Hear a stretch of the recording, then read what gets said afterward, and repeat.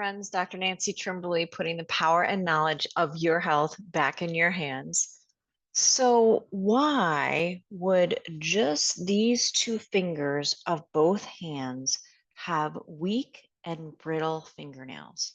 The other fingernails are fine, but these fingernails are splitting horizontally. They keep getting chipped. I have to keep cutting them shorter. Why would that be just these four fingers? I'm going to tell you why. I'm going to share screen with you, and I want you to see this picture right here. Now, what this is called is a dermatome chart. Dermatomes are specific portions of our body that get nerve influence from a specific nerve from our spine. So here we see the nerves from the neck, and they're all labeled C because that stands for cervical nerves, meaning nerves of the neck. C5, C6, look at this one, how the C6 nerve goes to the thumb and most of the forefinger. And then the next finger, the third finger, the middle finger, that's innervated by a different nerve, the C7.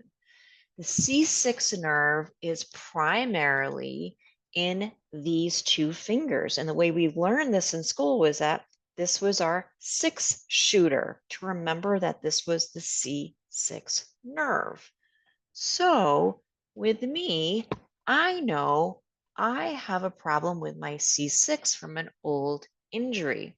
I have some loss of the disc space. I have some bone spurring, and the nerve canal, that area is slightly smaller.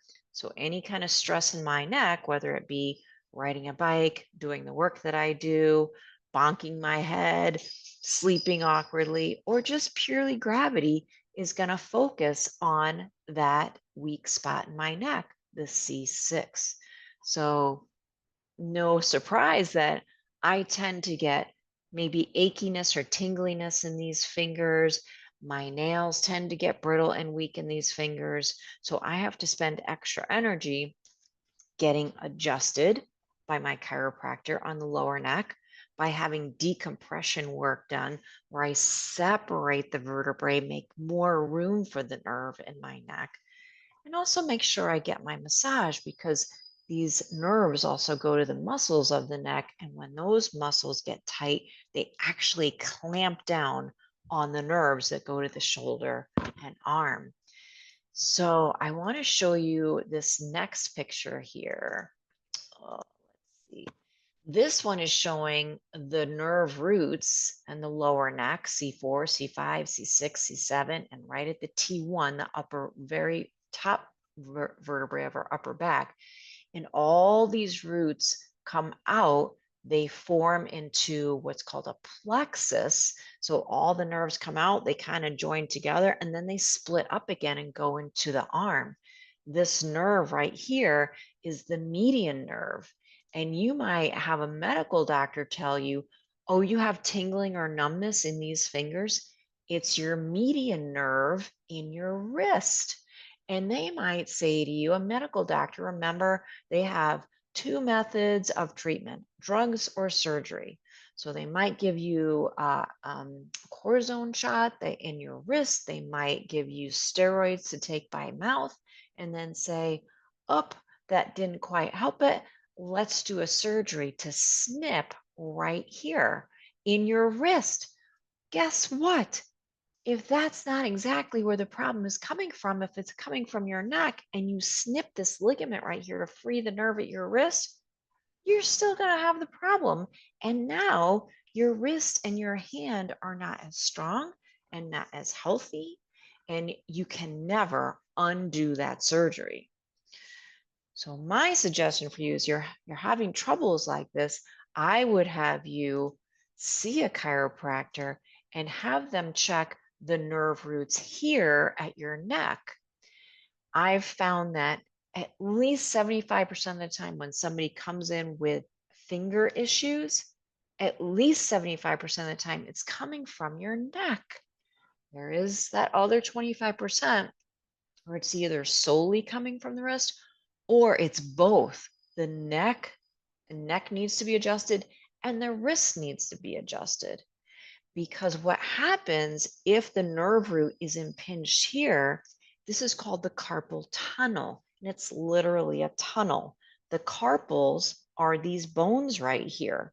That's why it's called the carpal tunnel. So this area of your wrist is how it's roofed by the bones here and by the ligament here. If these 10 bones that sit in your wrist right here are out of alignment, they make the carpal tunnel smaller, and then you can get nerve root compression here. So what I do at my office is I not only adjust the lower neck, I adjust the wrist and create more room in that carpal tunnel. Let's see, I also want to show you one other aspect that could be affecting you, and that is called thoracic outlet syndrome. And I have to tell you, I've been in practice for over 30 years now. This does happen. It is actually quite rare. But in the conventional medical model, we've got to diagnose something. So this could be a diagnosis that you get, really meaning that you have an issue here that is creating a symptom going into your arm. I have seen true thoracic outlet syndrome, and it is horribly painful. It can be from somebody having an extra rib in their lower neck, true. And what it's doing, you see these yellow nerves here, is that it's clamping down on those nerves.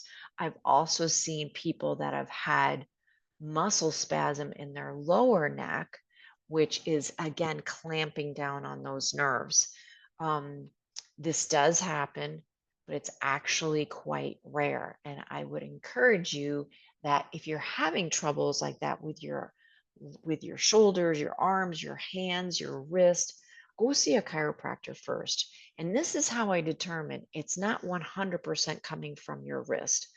I check the muscle strength of the upper arms, the forearms, and also the muscles of the hands. And if it's 100% coming from your wrist, there will not only be symptoms of nerve root compression right here, where if we compress this a little bit more, your symptoms get worse, but you'll only have muscle weakness and sensation loss in your hands, not up above. So if I find muscle weakness here with a person that has a hand complaint, I know the problem is coming from their neck. Simple to do. All chiropractors should be checking this, and actually all conventional medical doctors should check this too. But what they will do is they will send you for a test called a needle EMG. It does involve needles, and it does involve a lot of pain. The way the test is done is they put a needle in multiple spots from your neck all the way down to your hand, and and then they turn the volume on this wire up to the needle, and they're looking for one of three things. Do you feel a sharp pain? Do you feel a burning pain? Or do you feel a pressure pain? It's all about pain and sensation. I got to tell you, I've seen the results of these tests, I've seen the reports, and there's two things. One is the test results very rarely reveal anything we didn't already know. Your fingers are tingly. There's a problem with a nerve somewhere. And the test tells us, yep, there's a problem with a nerve somewhere. Second part of that is the test is super painful. And I've had grown men tell me, Doc, I made them quit halfway through. I couldn't take it. If you ever have that test once, you never let them do it again. So, and this is something I talk about in my book, Stealth Health, that if you're going to get any medical testing done, there is 4 powerful questions to ask. And they are, if I get this test and I get a positive result, what are we going to do? If I get this test and there's a negative result, meaning no findings, what are we going to do? Is this test invasive? Is there a less invasive form of this that we can do first? So I hope that helps. And go see your chiropractor, get your regular adjustments. Be well. Bye for now. Do you like what I have to say here on YouTube? You are going to love our community, Undercover Vitality. I share with you all of my secrets. I hold nothing back. I have coursework that will help you to navigate your health and your future journey and also avoid the hold that the system has had on you your whole life. Join me on Undercover Vitality for just $9 a month. And we'll even give you your first week free so you can check it out. See you there.